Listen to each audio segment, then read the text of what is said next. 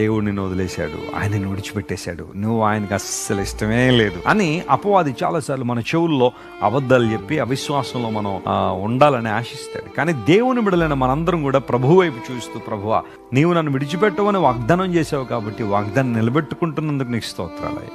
నేను చెప్పగలను, దేవుడు విడిచిపెట్టేసి ఉంటే నన్ను ఏనాడో నశించిపోవాల్సిన వాడిని.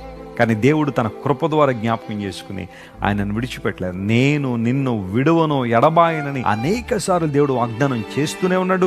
ఈ రోజు కూడా మరొకసారి వాగ్దానం మన ముందు తీసుకొస్తున్నాడు. భయపడొద్దు, దుఃఖపడొద్దు, ఆందోళన చెందొద్దు, కలవరపడొద్దు. నీ శత్రువు ఎంత భయంకరమైన పరిస్థితుల్లో నిన్ను సవాలు చేస్తున్నప్పటికీ దేవుని వైపు చూడు. శత్రు సమూహం అంతటి మీద నీకు విజయాన్ని ఇవ్వగలిగే దేవుని గమనించు, ఆయన వైపు చూడు, అద్భుతాలు చూస్తావు. దేవుడు నీ మధ్య నివాసం చేస్తాడు. నీ ఇంట్లో ప్రభు ఉంటాడు, నీ జీవితంలో ప్రభు ఉంటాడు, నీతో ప్రభు ఉంటాడు. ఆయన నీతో ఉంటే అన్నీ ఉన్నట్టే. ఆమేన్. Praise the lord.